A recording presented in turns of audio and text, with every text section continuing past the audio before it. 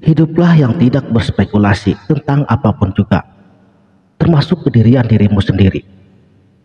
Tauhid itu segalanya Allah, dari Allah, dengan Allah, dan hanya Allah. Tidak ada lagi membicarakan makhluk. Deklarasikanlah perang melawan dugaan tentang keberadaan diri dan Tuhan secara bersamaan.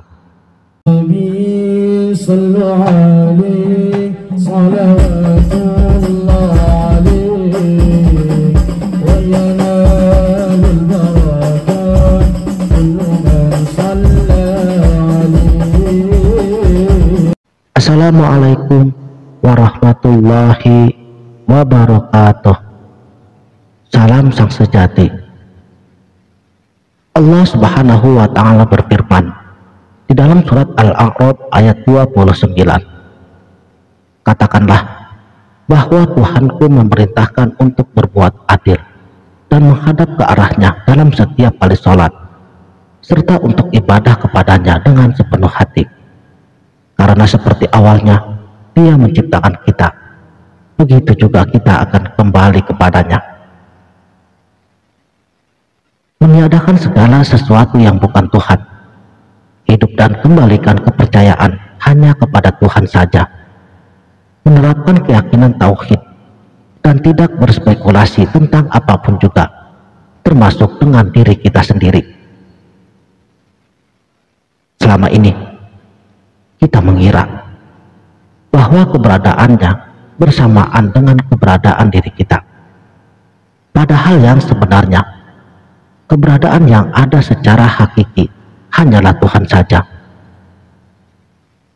Menerapkan keyakinan tauhid tidak perlu lagi kita berspekulasi, karena siapapun yang pada saat ini merasakan keberadaan dirinya, misalnya pada saat ini kamu sedang merasakan memiliki sesuatu, sebenarnya Tuhan sendirilah yang sedang merasakan demikian, karena hanya Dialah yang maha memiliki segala sesuatu. Tanpanya tidak akan ada sesuatu termasuk diri kita. Jangan ambil kesimpulan dulu, simak sampai selesai. Deklarasikan perang melawan dugaan tentang keberadaan diri kita dan Tuhan secara bersamaan dengan menerapkan keyakinan tauhid, sehingga terjadi kesaksian dan pengakuan bahwa yang kita rasakan la maujudu bihaqqi illallah, sehingga terjadi kesaksian dan pengakuan bahwa Dia merasakan keberadaannya, sebagaimana sabda baginda Rasulullah Shallallahu Alaihi Wasallam, Arabtu Rabbi bi Rabbi, hanya Allah yang mengenal Allah. Selama wujud dirimu masih terlihat, selama itulah kamu tidak akan dapat mengenalnya, karena hanya Dia sendirilah yang mengenalnya.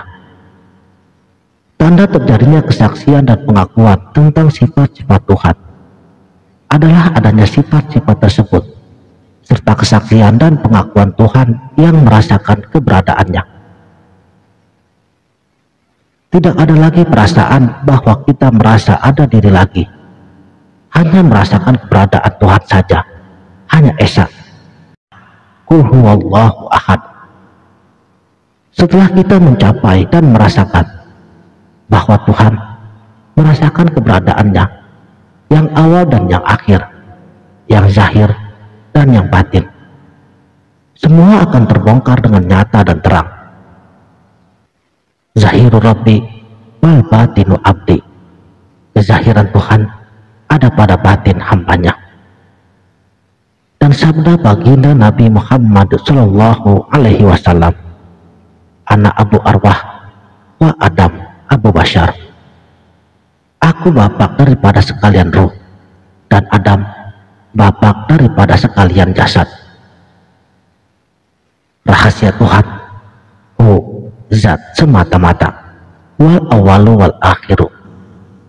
Nama Tuhan bagi zat Tuhan sendiri setelah diumumkan keberadaannya di seluruh alam ini adalah ketika terjadi keluarnya nafas. La haula wala quwwata illa billah itu terjadi. Zat semata merupakan nama bagi zat Tuhan sebelum terbongkarnya kenyataan tentang Tuhan. Akulah perbendaharaan yang tersembunyi.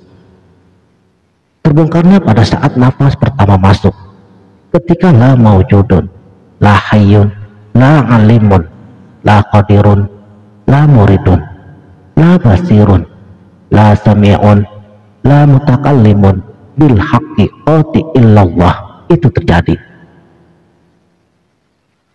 Nama Tuhan yang benar, Al-Haq, merupakan kenyataan yang terjadi pada tempat pertemuan atau perhentian nafas, tidak masuk dan tidak juga keluar, sebagaimana pertemuan antara seorang hamba dengan Tuhannya. Tidak ada Tuhan dan tidak ada hamba lagi, karena yang ada hanya esa, zat semata, Hakul Haq Ta'ala. Makanya dalam zikir diam, kalau diamnya sudah benar, maka nafas akan berhenti dengan sendirinya. Saudaraku, sang sejati, inilah tempat pertemuan di antara kedua lautan, lautan lahir dan lautan batin.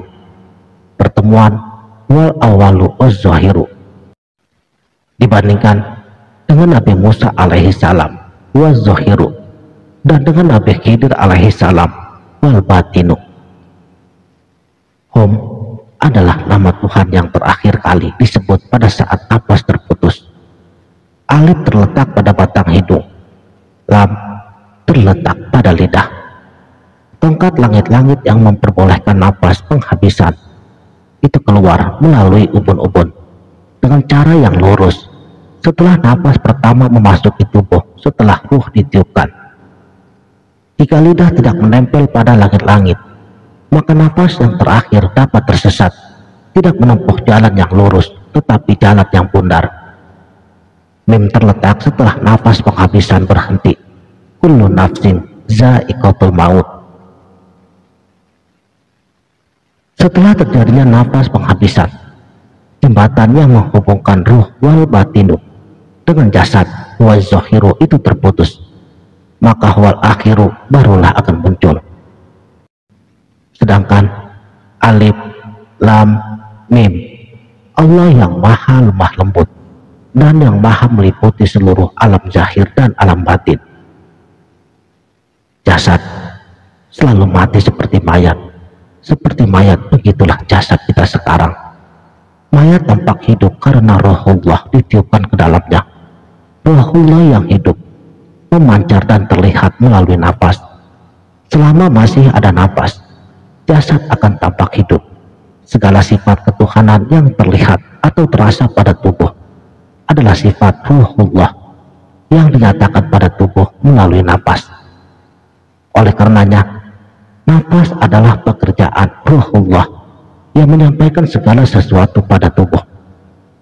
Ruhullah adalah sifat ketuhanan yang bersifat gaib, yang tidak terlihat oleh mata, tidak dapat diraba oleh tangan, dan tidak terlintas dalam pikiran. Sifat ruhullah ini dinyatakan pada tubuh melalui nafas, dengan merasakan sifat hayunnya di sebalik keluar masuknya nafas. Nafas adalah jalan yang menghubungkan tubuh dengan ruhullah. Setelah nafas terhenti, maka jalan penghubung di antara tubuh dan ruhullah ini barulah terputus. Nafas adalah jalan yang menghubungkan ruhullah dengan tubuh, menjadi tempat di mana ruhullah menyerahkan segala apa yang ada padanya kepada tubuh, dan di mana tubuh menyerahkan segala apa yang ada hanya kepada ruhullah. Setelah ruhullah ditiupkan ke dalam tubuh, maka nafas menjadi jalan penghubung di antara ruhullah dan tubuh. Setelah keluar dari rahim ibu, maka ruhullah terus terhubung dengan tubuh melalui nafas. Dan nafas ini adalah jalan yang lurus yang sudah ditanamkan di dalam setiap tubuh. Maka jaga jalan yang lurus ini agar tidak tersesat. Bernapaslah seperti bayi yang bersahaja.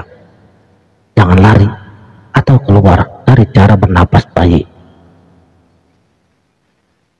Kata Rasulullah, carilah ilmu dari bayi yang masih dalam kandungan sampai mencapai ke dalam kubur. napas bayi yang masih dalam kandungan belum tersesat. Karena bayi sampai anak-anak sebelum ia bisa berpikir, ia tidak berdosa dan jalan yang dilaluinya belum tersesat. Napasnya selalu di atas jalan yang lurus dan selalu terhubung kepada Ruhullah, selanjutnya sampai kepada Allah Subhanahu wa Ta'ala. Untuk itu, marilah kita kembali kepada jalan yang lurus seperti bayi.